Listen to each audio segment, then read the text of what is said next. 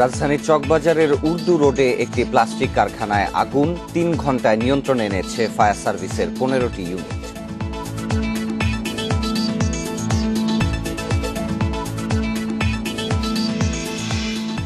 ঘন কুয়াশায় ঢাকা সারা দেশ, মিলছে না সূর্যের দেখা। আলু, সবজি সহ রবি ফসল ও বোরো বীজতলায় ক্ষতির আশঙ্কা।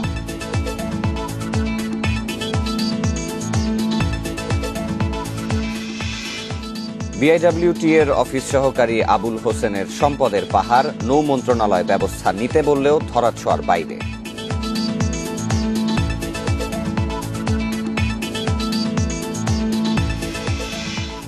চট্টগ্রামের পতেঙ্গায় সার কারখানা থেকে নির্গত বিষাক্ত গ্যাসে অসুস্থ অন্তত ৩০ জন, পুড়ে গেছে আশেপাশের গাছপালা।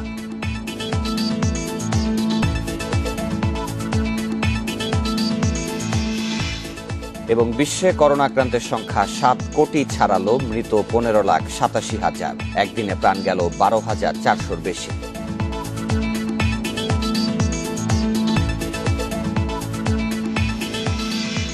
ইন্ডিপেন্ডেন্ট সংবাদে স্বাগত, সাথে আছি সাফাত বিন ফরিদ। শুনছিলেন প্রধান শিরোনামগুলো, যাচ্ছে বিস্তারিত খবরে। রাজধানী চকবাজারের উর্দু রোডে একটি প্লাস্টিক কারখানায় আগুন নিয়ন্ত্রণে এসেছে। ভোর ৬:৩০টার দিকে নিয়ন্ত্রণে আসে আগুন। ফায়ার সার্ভিস জানায় রাত ৩টা ৪৫ দিকে কারখানায় আগুন লাগে।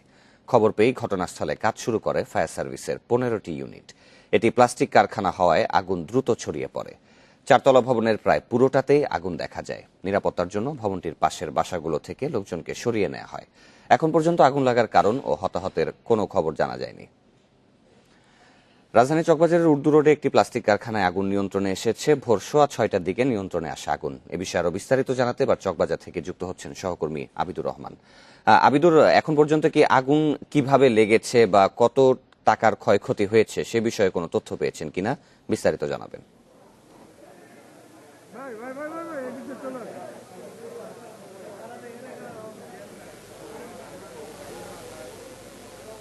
পর্যন্ত তারা বলতে পারেননি। তারা বলেছেন যে তদন্তের পরে আসলে বলতে পারবেন যে আগুন কেন লেগেছে, কিভাবে লেগেছে এবং ক্ষয়ক্ষতির পরিমাণটা আসলে আমরা অনুমান করতে পারি। এটি প্লাস্টিক কারখানা ছিল বা ৪তলা জুড়েই এখানে মূলত প্লাস্টিক বানানো হতো। প্লাস্টিকের বিভিন্ন, বিশেষ করে যেটা জেনেছি আমরা যে পুরনো যে প্লাস্টিকের যে প্লাস্টিক এনে এখানে সেটাকে আবার নতুন করে আবার কোনো প্লাস্টিকের পণ্য তৈরি করা হতো, সেই জন্য ওইখানে অনেক ধরনের প্লাস্টিক রাখা হতো। তো সেই জায়গাটায় যে আগুনটা লেগেছে, এখানে মূলত ৪টি ফ্লোরের উপরের যে 2টি ফ্লোর, তৃতীয় তলা এবং চতুর্থ তলা, সেই 2টি তলাতেই আগুনের মাত্রা খুব বেশি ছিল এবং সে কারণে সেখানে কিন্তু আমরা যতটুকু জেনেছি যে সেই দ্রব্য ছিল বা প্লাস্টিক ছিল, সেই ধরনের সব ধরনের দ্রব্যই পুড়ে গিয়েছে। আর প্রথম আর দ্বিতীয় তলায় তুলনামূলকভাবে কম আগুনের মাত্রা ছিল, তবে সেখানেও যা ছিল। এবং আমরা জানিছি যে কারখানার পাশাপাশি এখানে গুদাম হিসাবেও বেশি ব্যবহার হতো এবং প্লাস্টিকের নানা রকমের পণ্যই মূলত এখানে গুদাম করে রাখা হয়েছিল, সেই সব জায়গায় আগুন লেগেছে।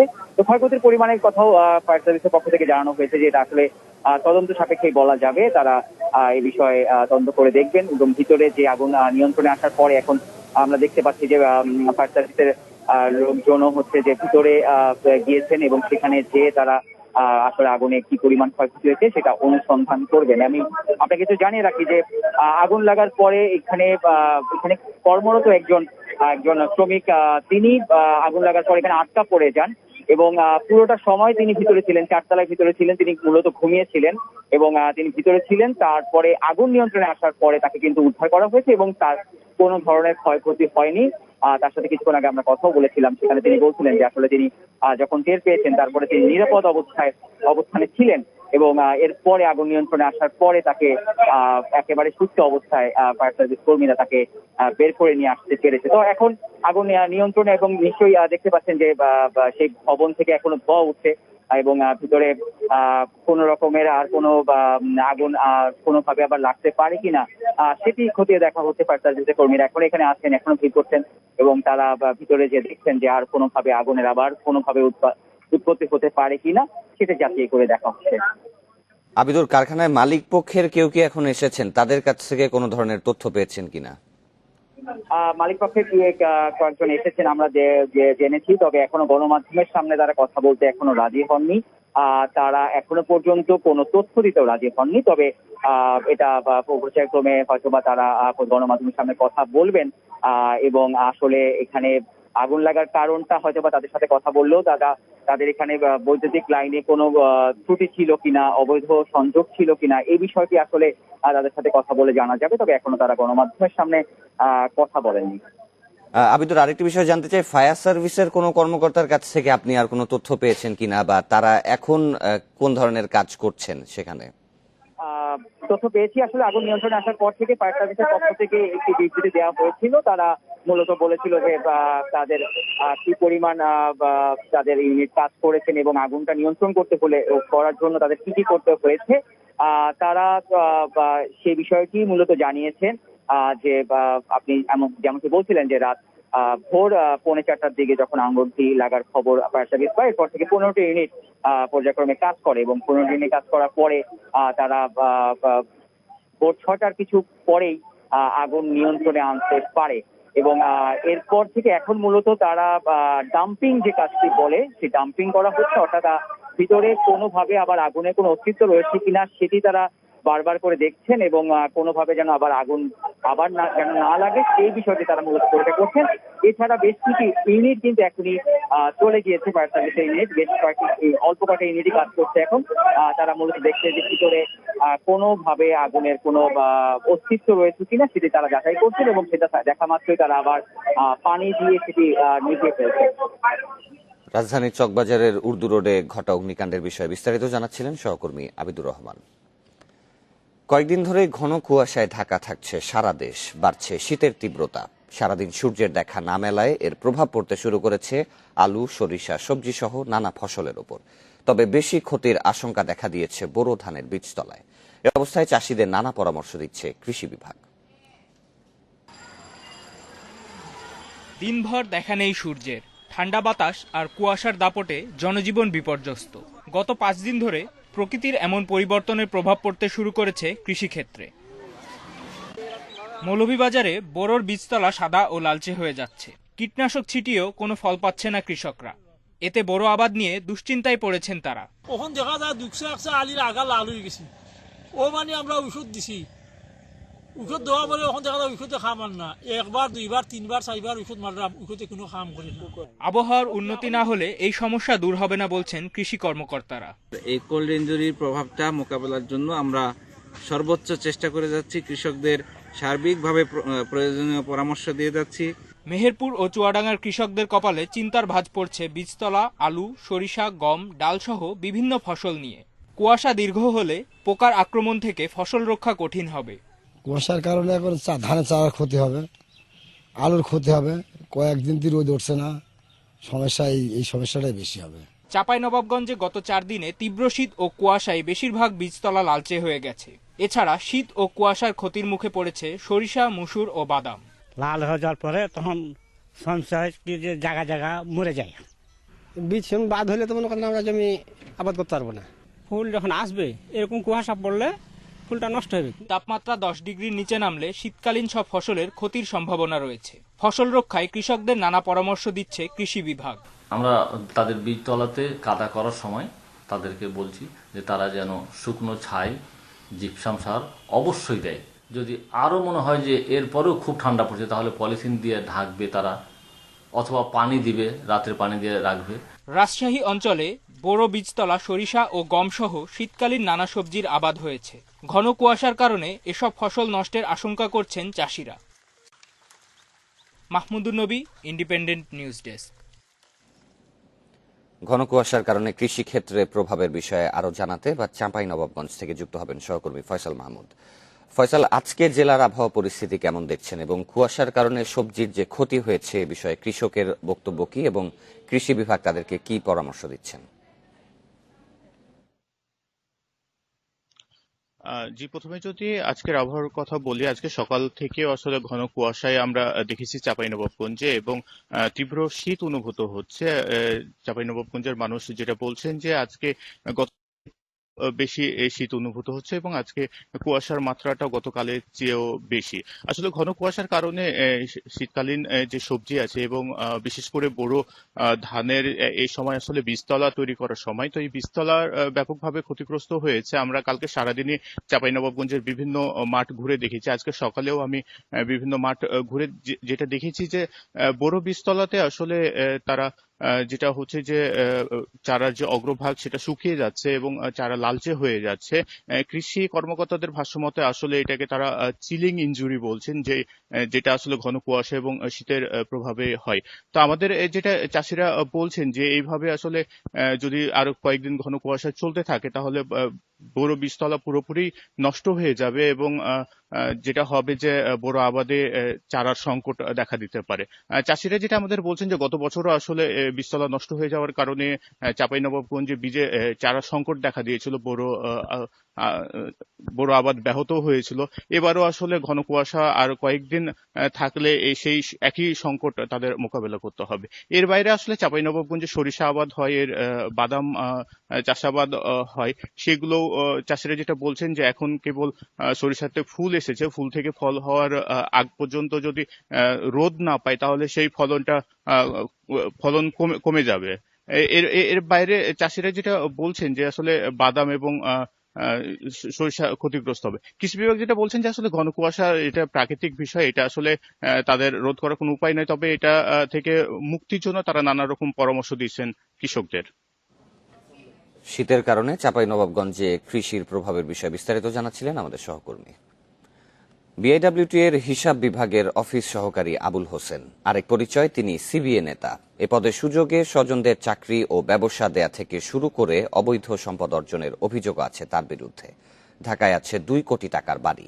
প্রায় 2 বছর আগে ব্যবস্থা নিতে বলেছিল নৌ মন্ত্রণালয়ের তদন্ত কমিটি, তারপরও ধরাছোঁয়ার বাইরেই রয়ে গেছেন তিনি। হিসাব বিভাগের অফিস সহকারী আবুল হোসেন বয়স কম ও 8ম শ্রেণী পাশ দেখিয়ে বিআইডব্লিউটি এর মার্কম্যানের চাকরি পাইয়ে দিয়েছেন ছোট ভাই মেহেদী হাসানকে। নিয়োগপত্রে মেহেদীর জন্ম তারিখ 1988 সালের 1 মার্চ, তবে ভোটার আইডিতে তা 1979 সালের 3রা ফেব্রুয়ারি। এখানেই শেষ নয়, সিবিআই সভাপতির প্রভাব খাটিয়ে জামাতা SM আরিফের প্রতিষ্ঠান এয়ারটেল বিডির লাইসেন্সে করেছেন ব্যবসা। অথচ বিআইডব্লিউটি এর বিধিতে স্পষ্ট বলা আছে, কোনো কর্মকর্তা কর্মচারী বা তাদের নিকটাত্মীয় সংস্থার লাভজনক কাজে যুক্ত হতে পারবেন না। তবে এই নিয়ে কথা বলতে রাজি নন আরিফ। বিআইডব্লিউটির কাজ এখন করি না। আপনার যদি কোনো আমি যে হচ্ছে লাইসেন্স ব্যবসা করতেই পারি, আপনার সাথে যার সাথে কথা বলতে চান ওনার সাথে কথা বলেন, আমার সাথে কথা বলে লাভ নেই, কারণ আমি কোনো কিছুই এর মধ্যে নেই। দক্ষিণ ঢাকার 73 নম্বর ওয়ার্ডের দক্ষিণ গাঁওয়ে 72/3 নম্বরের 4তলা বাড়িটিও আবুল হোসেনের। এর বর্তমান বাজার মূল্য প্রায় 2 কোটি টাকা।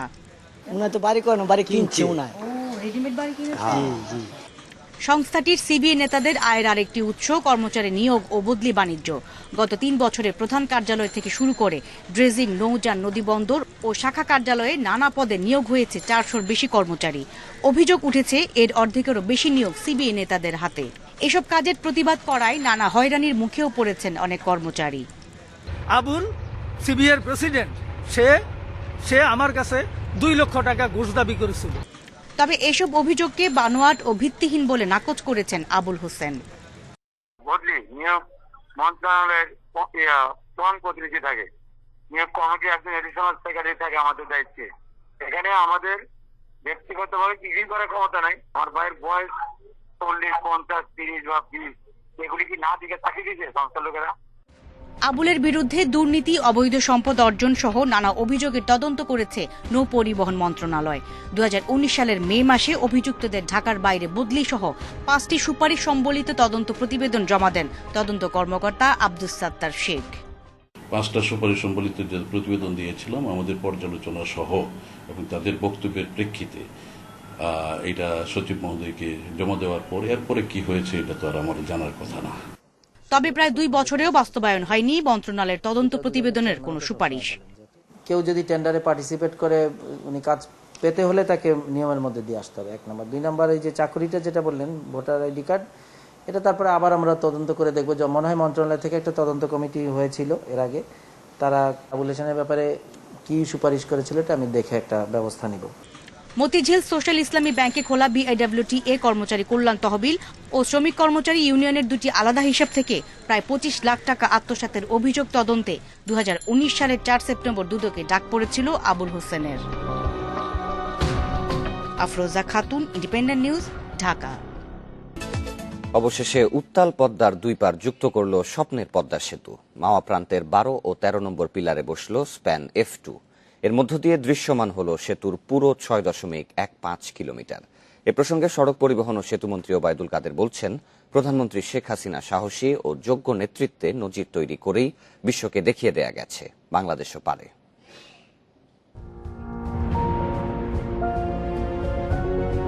2017 সালের 30 সেপ্টেম্বর 37 ও 38 নম্বর পিলারে বসেছিল প্রথম স্প্যান। গত 3 বছরে একের পর এক যুক্ত হয়ে ধারাবাহিকভাবে বেড়েছে সেতুর দৈর্ঘ্য। অবশেষে বৃহস্পতিবার 41 নম্বর স্প্যান বসানো এই সেতুর পুরো 6.15 কিলোমিটারই দৃশ্যমান। বুধবার পিলার থেকে 20 মিটার দূরে ক্রেনে ভাসমান ছিল শেষ স্প্যানটি। সকাল 10টার দিকে নেওয়া হয় কাছাকাছি। পরে প্রকৌশলীদের 2 ঘন্টার চেষ্টায় শেষ হয় প্রায় 3200 টন ওজনের স্প্যানটি বসানোর কাজ।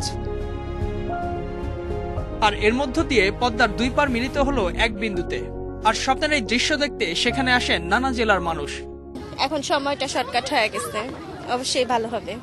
আমাদের দেশের গর্ব যে আমাদের এত ভালো একটা প্রধানমন্ত্রী, আপনাকে খুব ধন্যবাদ। এটা গৌরব করার মতো একটা আজকে দিন আমি মনে করি, এই জন্য আমি এটা ঘুরতে আসছি এবং এটা দেখতে এসেছি। পদ্মা সেতু হয়ে গেলে তো আলহামদুলিল্লাহ দক্ষিণবঙ্গ উন্নত হবে এবং আমরা কিছু সময়ের ভিতরে দেশে যেতে পারবো, হয়তো একদিনের ভিতরে ঢাকার কাজ সেরে আবার গ্রামের বাড়িতে যেতে পারবো। স্থানীয়রা বলছেন, পদ্মা সেতু ও একে কেন্দ্র করে হওয়া এক্সপ্রেসওয়ে বদলে দেবে দক্ষিণাঞ্চলের অর্থনীতি। শিল্প কারখানা সহ নানা প্রতিষ্ঠান নির্মাণে এগিয়ে আসবেন ব্যবসায়ী ও উদ্যোক্তারা। আমি গার্মেন্টস ব্যবসায়ী, আমার কয়েকটা ইউনিট আছে। আমি তো ঢাকাতে ব্যবসা করব না, আমি সমস্ত ব্যবসা ওয়াইন্ড আপ করে আমি ওই পদ্মার এই পারে, আমি দক্ষিণ পারে আমি নিয়ে আসবো। পদ্মা সেতু হইলে সহজে মালামাল নিয়ে পৌঁছে দিতে পারবো এবং আমার খরচ কম হইবে। এ প্রসঙ্গে প্রধানমন্ত্রী শেখ হাসিনার দক্ষ ও বিচক্ষণ নেতৃত্বের প্রশংসা করেছেন সড়ক ও সেতুমন্ত্রী ওবায়দুল কাদের। তিনি বলছেন, তার কারণে এই বিশ্বে বাংলাদেশ তার সামর্থ্য প্রমাণ করতে পেরেছে। বিশ্ব ব্যাংক সরে যাওয়ার পর বাংলাদেশের জন্য একটা কঠিন চ্যালেঞ্জ। বঙ্গবন্ধু কন্যা শেখ হাসিনা নিজস্ব অর্থাৎ পদ্মা সেতু নির্মাণ করে প্রমাণ করেছেন যে আমরাও পারি। এখন সেতুর স্প্যানের উপর বসানো হবে 2959টি রেলওয়ে স্ল্যাব এবং 2917টি রোডওয়ে স্ল্যাব। এর মধ্যে অর্ধেকের বেশি কাজ শেষ করেছেন প্রকৌশলীরা। সবকিছু ঠিক থাকলে 2022 সালে উন্মুক্ত হবে স্বপ্নের পদ্মা সেতু। যাত্রা শুরুর পর থেকে পদ্মা সেতু নিয়ে আলোচনা সমালোচনা কম হয়নি। বিশেষ করে দুর্নীতির অভিযোগে পদ্মা সেতু থেকে বিশ্ব ব্যাংকের অর্থায়ন থেকে সরে যাওয়ায় আরও বেশি জন্ম নেয় প্রশ্ন। তবে দুঃসাহসিক যাত্রা শুরু হয় নিজস্ব অর্থায়নে পদ্মা সেতু নির্মাণের ঘোষণা দেয়। তবে এখন একেবারেই স্বপ্ন পূরণের দোরগোড়ায় পদ্মা সেতু। ইজাজুর রহমান, ইন্ডিপেন্ডেন্ট নিউজ, মাওয়া, মুন্সিগঞ্জ। আতশবাজির ঝলকানি আর ফানুস উড়িয়ে পদ্মা সেতুর শেষ স্প্যান বসানোর দিনটি স্মরণীয় করে রাখলেন শরীয়তপুরবাসী। বৃহস্পতিবার সন্ধ্যায় সেতুর টোল প্লাজার সামনে এক্সপ্রেসওয়েতে এই আয়োজন করেন শরীয়তপুর 1 আসনের সাংসদ ইকবাল হোসেন অপু। ঘন কুয়াশা আর তীব্র শীত উপেক্ষা করে বর্ণিল আয়োজন উপভোগ করতে পদ্মা পাড়ে জড়ো হয়েছিলেন হাজারো মানুষ। প্রায় ঘণ্টাব্যাপী আতশবাজির পাশাপাশি প্রদর্শিত হয় লেজার শো, ওড়ানো হয় ফানুস। এর আগে সেতুর শেষ স্প্যান বসানোর খবরে সকাল থেকেই পদ্মা পাড়ে ভিড় করেন অসংখ্য মানুষ।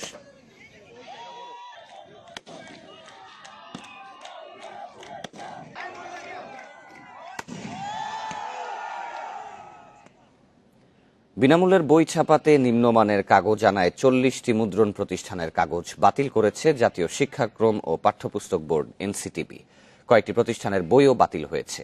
এনসিটিবি বলছে, কাগজের মানের বিষয়ে কোনো ছাড় দেয়া হবে না। আগামী শিক্ষাবর্ষের জন্য 35 কোটি নতুন বই ছাপানোর সিদ্ধান্ত নেয় সরকার। করোনার কারণে এবার দরপত্র প্রক্রিয়া অন্যান্য বছরের থেকে দেরিতে শেষ হয়। সেই সঙ্গে কাগজের দাম নিয়ে জটিলতায় কাজ চলছে অনেক ধীর গতিতে। অভিযোগ উঠেছে, করোনার কারণে এবার নজরদারি ঢিলে ঢালা থাকবে এমন ধারণা থেকে অবস্থার সুযোগ নিতে চেয়েছিল কয়েকটি মুদ্রণ প্রতিষ্ঠান। তারা নির্ধারিত মানের থেকে কম মানের কাগজে বই ছাপানোর চেষ্টা করে অনেকে নিম্নমানের কাগজ দিয়ে বই ছাপিয়েও ফেলে। পরে বিষয়টি ধরা পড়লে কয়েকটি প্রতিষ্ঠানের কাগজ এবং বই বাতিল করে দেয় এনসিটিবি। এর মধ্যে রয়েছে সরকার প্রিন্টিং প্রেস, বর্ণশোভা, অগ্রণী প্রিন্টিং প্রেস, কমলা প্রিন্টিং প্রেস, ভাই ভাই প্রিন্টিং প্রেসের মতো বড় প্রতিষ্ঠানও। মুদ্রণ করার আগে ইন্সপেকশনের মাধ্যমে যদি সেটা নিম্নমানের হয় তখন সেখানেই বাতিল হয়ে যায়, সেটা দিয়ে বই তৈরি করার কোনো সুযোগ থাকে না। মুদ্রণ মালিক সমিতি বলছে, নিম্নমানের কাগজে দিয়ে বই ছাপানোর দায় সংশ্লিষ্ট প্রতিষ্ঠানগুলোকেই বহন করতে হবে। এনসিটিবির যে কোনো ব্যবস্থা নেয়ার ক্ষেত্রে তাদের সমর্থন থাকবে। তবে মুদ্রণ প্রতিষ্ঠানের কাগজের মান পরীক্ষা করার সক্ষমতা না থাকায় কাগজ মিলেরও দায় দেখছেন তারা। পরীক্ষা করার পর গুণগত মানসম্পন্ন হলে ছাপার অনুমোদন পাই, আমরা ছাপি, না হলে পেপার মিলগুলোকে ফেরত দিই। আমরা বারবার বলে আসছিলাম পেপার মিলগুলোকে আমাদেরকে এখানে পর্যাপ্ত সহযোগিতা করছেন। গুণগত মান খারাপ হলে কোনো বই এনসিটিবি গ্রহণ করবে না, এটি আমাদের প্রত্যাশা। এদিকে ছাপার কাজ নিয়ে নানা জটিলতায় শতভাগ বই এই মাসের মধ্যে পাঠানো নিয়ে সংশয়ে মুদ্রণ মালিকেরা। যদিও এনসিটিবি বলছে সময় মতোই শেষ হবে সব কাজ। 70%-এর উপরে প্রাথমিক পর্যায়ে বই এবং মাধ্যমিকের 50%-এর মতো বই উপজেলা পর্যায়ে চলে গেছে। তো সেই দিক থেকে আমরা এখনো আশাবাদী যে আমরা ডিসেম্বরের মধ্যে সকল পাঠ্যপুস্তক উপজেলায় পাঠাতে পারব। মানসম্মত বই নিশ্চিতের জন্য এনসিটিবির এই নজরদারি আরও জোরদার করতে হবে। সেই সঙ্গে নির্দিষ্ট সময়ে যাতে শিক্ষার্থীদের হাতে বই পৌঁছে দেওয়া সম্ভব হয়, সেজন্য সব মহলকে একসঙ্গে কাজ করার আহ্বান সংশ্লিষ্টদের। নূরে আলম, ইন্ডিপেন্ডেন্ট নিউজ, ঢাকা। চট্টগ্রামের পতেঙ্গায় দেশের একমাত্র ট্রিপল সুপার ফসফেট টিএসপি সার কারখানা থেকে নির্গত বিষাক্ত গ্যাসে গত 3 দিনে অসুস্থ হয়েছেন অন্তত 30 জন। গ্যাসের প্রভাবে পুড়ে গেছে কারখানার আশেপাশের গাছপালা, মরে যাচ্ছে পুকুরের মাছও। ঘটনা তদন্তে এরই মধ্যে কমিটি গঠনের কথা জানিয়েছে কর্তৃপক্ষ। পতেঙ্গা টিএসপি সার কারখানা এলাকার বাসিন্দা অনামিকা আক্তার বুধবার কারখানা থেকে নির্গত গ্যাসে অজ্ঞান হলে নেওয়া হয় হাসপাতালে। এখনো পুরোপুরি সুস্থ নন তিনি। আমাকে বলছে যে ওকে ওই মেডিকেলে ভর্তি রাখার জন্য, যে গ্যাস দেওয়ার জন্য, নেবুলাইজার দেওয়ার জন্য, ও বেশি হয়ে গেলে মেডিকেল নিয়ে ভর্তি করার জন্য। কালকে রাত্রে 11টা বাজে আবার এমন অবস্থা হয়ে গেছিল। সার কারখানা থেকে নির্গত গ্যাসে নানা সমস্যায় পড়তে হচ্ছে স্থানীয়দের। কয়েকদিন পর পর কারখানা থেকে এই গ্যাস ছড়িয়ে দেওয়ার অভিযোগ তাদের। শুধু তাই নয়, এই গ্যাসের প্রভাব পড়েছে আশপাশের গাছপালা, পুকুরের মাছ ও সবজি খেতে। বোকাতে মানে অসম্ভব যা বলার মতো না ভাই। আমাদের এখানে ছোট বাচ্চারা আছে, বয়স্করা আছে, গ্যাস টানের মোটামুটি একটা বিষের মতো। পরিবেশ অধিদপ্তরের আইন রয়েছে, সেটা যদি এখানে যথাযথভাবে পালন করা হয়, আমার মনে হয় গ্যাসটা এভাবে নিগত হতে পারে না। কারখানায় সালফিউরিক অ্যাসিড প্ল্যান্ট চালুর আগে বের করে দিতে হয় সালফার ডাই অক্সাইড গ্যাস। বাতাসের গতি আবাসিক এলাকামুখী হওয়ায় এতে অসুস্থ হচ্ছেন স্থানীয়রা। এ ব্যাপারে করণীয় ঠিক করতে কমিটি গঠনের কথা জানিয়েছেন কারখানা কর্তৃপক্ষ। এখন আমরা কমিটি একটা করে দিচ্ছি 4 সদস্যের কমিটি, কারণটা ফাইন্ড আউট করবে, আর তারা যদি কেউ যদি রেসপন্সিবল থাকে সেটাও চিহ্নিত করবে। 47 বছর আগে পতেঙ্গায় এই কারখানাটি প্রতিষ্ঠিত হয়। সে সময় জনবসতি না থাকলেও এখন কারখানার চারপাশে লক্ষাধিক মানুষের বাস। সমস্যা সমাধানে দ্রুত পদক্ষেপ নেওয়ার দাবি তাদের। অনুপম শীল, ইন্ডিপেন্ডেন্ট নিউজ, চট্টগ্রাম। একটি চামচ কেনার ব্যয় দেখানো হয়েছে প্রায় 1 লাখ টাকা। শুধু তাই নয়, বাজার মূল্য মাত্র 160 টাকা হলেও ছোট ছোট 4 প্যাকেট গ্রিস তেল কিনতে খরচ ধরা হয়েছে 4 লাখ টাকা। উন্নয়নের নামে এমন হরিলুটের ঘটনা ঘটেছে ঝিনাইদহ পানি উন্নয়ন বোর্ডে। তালাশ টিমের অনুসন্ধানে উঠে এসেছে এসব তথ্য। ঝিনাইদহ পানি উন্নয়ন বোর্ডের উন্নয়ন ও আসবাবপত্র কেনাকাটায় বরাদ্দ ছিল 1.5 কোটি টাকা, কিন্তু উন্নয়নের নামে করা হয়েছে সরকারি অর্থ আত্মসাৎ। তথ্য বলছে, প্রকল্পের আওতায় উন্নয়ন ও মালামাল ক্রয়ের জন্য যে টাকা বরাদ্দ হয়েছে, সেখানে 2 দফায় মোবিল ক্রয় বাবদ ব্যয় দেখানো হয়েছে 4 লাখ টাকা, কিন্তু অফিসে মোবিলের পরিবর্তে পাওয়া গেছে 4 প্যাকেট গ্রিজ। সেক্ষেত্রে একটি প্যাকেট গ্রিজের মূল্য দাঁড়ায় 1 লাখ টাকা, অথচ বাজারে এর খুচরা মূল্য মাত্র 40 টাকা।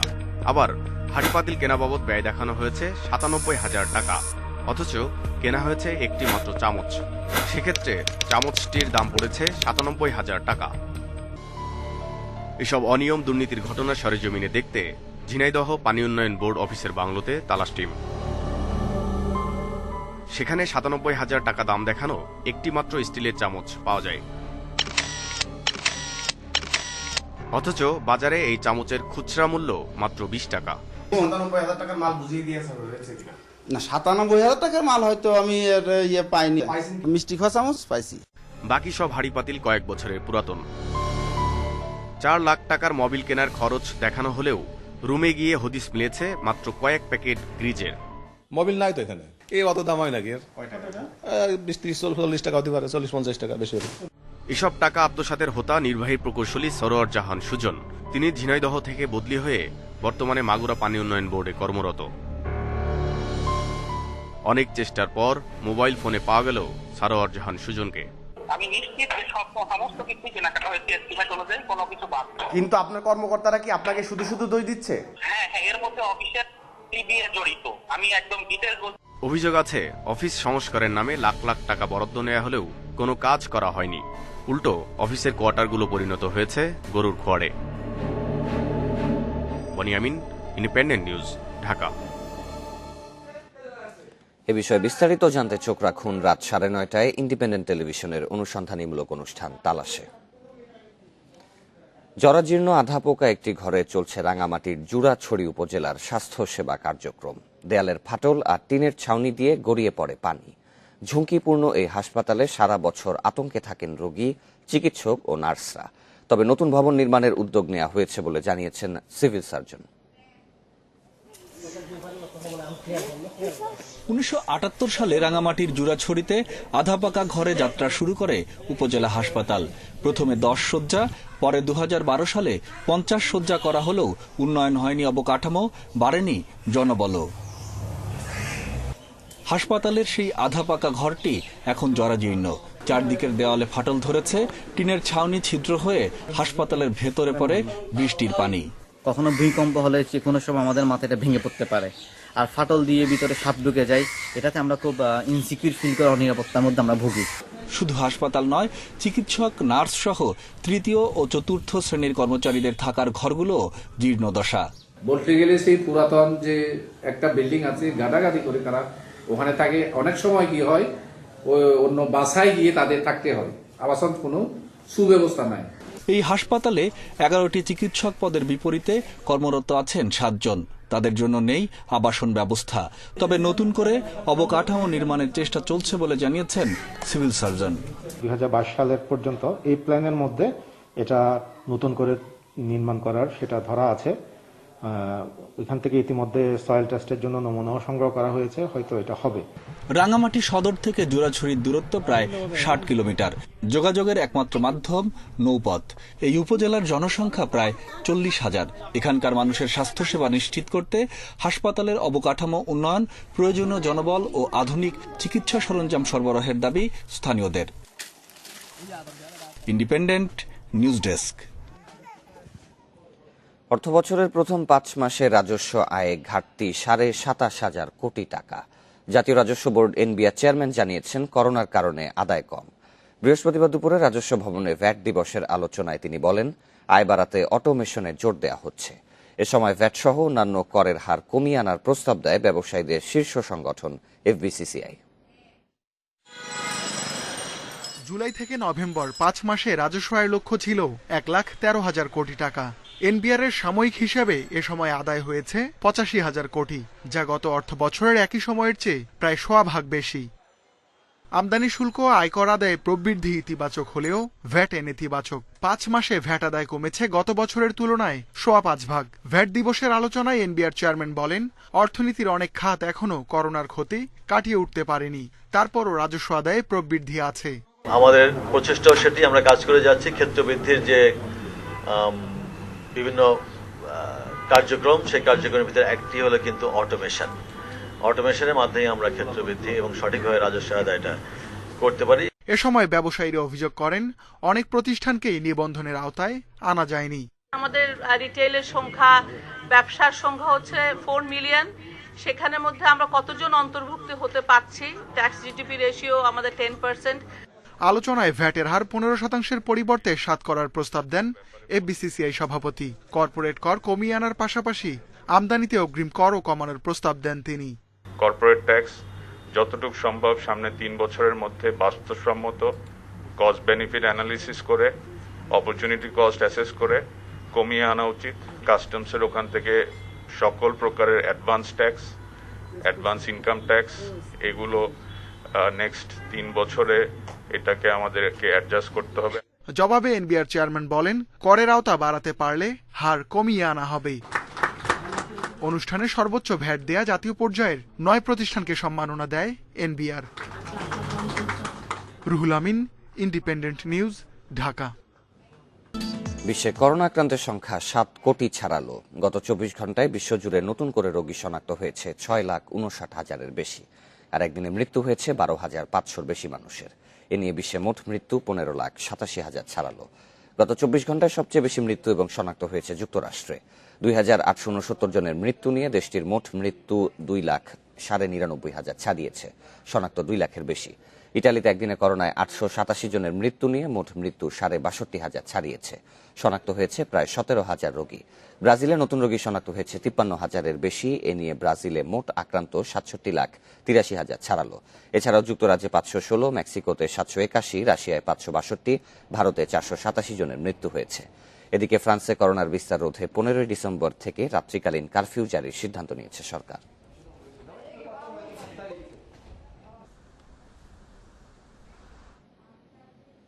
এদিকে সাইবার হামলায় ভ্যাকসিনের তথ্য চুরির অভিযোগ তুলেছে ফাইজার বায়োএনটেক। প্রতিষ্ঠানটি জানায়, ইউরোপিয়ান মেডিসিনস এজেন্সি থেকে চুরি গেছে গুরুত্বপূর্ণ নথি। হ্যাকিংয়ের বিষয়টি স্বীকার করলেও কখন ও কিভাবে এই হ্যাকিং হয়েছে সে ব্যাপারে কিছু নিশ্চিত করতে পারেনি ইউরোপের সংস্থাটি। ইতিমধ্যেই ব্রিটেনে করোনা ভাইরাস টিকাকরণের কাজ শুরু করেছে ফাইজার ও বায়োএনটেক। তবে এর মধ্যেই টিকা সংক্রান্ত তথ্য চুরির সংবাদে চিন্তার ভাঁজ ফেলেছে টিকা প্রস্তুতকারক সংস্থার কপালে। এক বিবৃতিতে ফাইজার জানিয়েছে, ইউরোপিয়ান মেডিসিন এজেন্সি ইএমএর সার্ভারে সাইবার হামলা করেছে হ্যাকাররা। সার্ভারে টিকাকরণ এবং টিকার ছাড়পত্র সংক্রান্ত বিভিন্ন নথি থাকলেও সাইবার হামলায় কোনো ক্ষতি হয়নি বলে জানিয়েছে মার্কিন ওষুধ প্রস্তুতকারক প্রতিষ্ঠানটি। তবে ব্যক্তিগত তথ্য চুরি হতে পারে বলে উদ্বেগ প্রকাশ করেন তারা। এই ঘটনা তদন্তে ইউরোপের বিভিন্ন সাইবার নিরাপত্তা বিভাগের বিশেষজ্ঞদের সাহায্য নেওয়া হচ্ছে বলে জানিয়েছে ইএমএ। সাইবার হামলায় টিকার তথ্য চুরির অভিযোগ এটাই প্রথম নয়। এর আগে চীন এবং রাশিয়ার হ্যাকাররা টিকা প্রস্তুতকারক সংস্থাগুলির তথ্য সংগ্রহের চেষ্টা চালিয়েছে বলে অভিযোগ করে আসছে মার্কিন নিরাপত্তা বিশেষজ্ঞরা। করোনার ইউরোপিয়ান মধ্যে এই অনুমোদন দেওয়ার কথাও রয়েছে সংস্থাটির, কিন্তু এর মধ্যেই ঘটল তথ্য চুরির ঘটনা। বায়োএনটেকের দাবি, এই হামলার ফলে তাদের টিকা প্রস্তুত ও অনুমোদনের সম্ভাব্য সময়সীমা পিছিয়ে যাওয়ার কোনো সম্ভাবনা নেই। Mohammad Nazim, Independent News. বঙ্গবন্ধু টি-20 কাপে দিনের দ্বিতীয় ম্যাচে ফরচুন বরিশালকে 7 উইকেটে হারিয়েছে গাজী গ্রুপ চট্টগ্রাম। 150 রানের টার্গেট 8 বল আগেই টপকে যায় মিঠুনের দল। এই হারে শেষ 4-এর লড়াইয়ে এখন কঠিন সমীকরণ তামিমের বরিশালের। অন্যদিকে দারুণ জয় টেবিলের শীর্ষে থেকে প্লে অফে লড়বে চট্টগ্রাম। শেষ 4-এর লড়াইয়ে থাকতে জয় চাই বরিশালের। তামিম সাইব চট্টগ্রাম বোলারদের সামলেছেন শক্ত হাতে। দ্রুত রান তুলে প্রতিপক্ষকে চাপে ফেলার চেষ্টা দুজনের। 87 রানের উদ্বোধনী জুটি ভেঙে ব্রেক থ্রু এনে দেন মোসাদ্দেক 11তম ওভারে। সাইব ফেরেন 46 রানে। মন্থরগতির ব্যাটিংয়ে তামিম আটকেছেন 40-এর কোটায়। আবারও মোসাদ্দেকের ধাক্কা। আগের ম্যাচের সেঞ্চুরিয়ান পারভেজ ইমন ধারাবাহিকতা রাখতে ব্যর্থ। ইমনের বিদায়ের পর রানের চাকা সচল রাখেন আফিফ। তার 16 বলে 28 রানের ক্যামেওতে গড়পড়তা পুঁজি বরিশালের। 150 রানের টার্গেট কঠিন হয়নি চট্টগ্রামের জন্য। ইনফর্ম লিটনকে বিশ্রামে দিয়ে ওপেনিংয়ে সৈকত আলী। সৌম্যের সঙ্গে তার জুটি পথচা করেছে মসৃণ। 39 করে সৈকত যখন ফিরেছেন তখন চট্টগ্রামের বোর্ডে 79 রান। অন্য প্রান্তে থাকা সৌম্য স্বভাবসুলভ ব্যাটিংয়ে তুলেছেন 50, আর তাতে লক্ষ্য আরও কাছে। যোগ্য সঙ্গ দিয়ে কাজ এগিয়ে নিয়েছেন মাহমুদুল জয়। শেষ বেলায় সুমন খানের জোড়া আঘাতে ম্যাচ জমানোর আভাস দিয়েছিল, কিন্তু জয় মোসাদ্দেক কোনো সুযোগ দেননি প্রতিপক্ষকে। তাতে 8 বল আগে জয় তুলে নিয়েছে চট্টগ্রাম। এই হারে এখন খাদের কিনারায় বরিশাল। শেষ ম্যাচ ঢাকার সাথে, সেখানে জয়ের পাশাপাশি চট্টগ্রাম রাজশাহী ম্যাচেও চোখ রাখতে হবে তামিমদের। মঞ্জুর আলম, ইন্ডিপেন্ডেন্ট নিউজ। আর এই ছিল এখনকার সংবাদে। ইন্ডিপেন্ডেন্ট টেলিভিশনের সব খবর আরো বিস্তারিত জানতে চোখ রাখুন ফেসবুক, ইউটিউব এবং টুইটারে।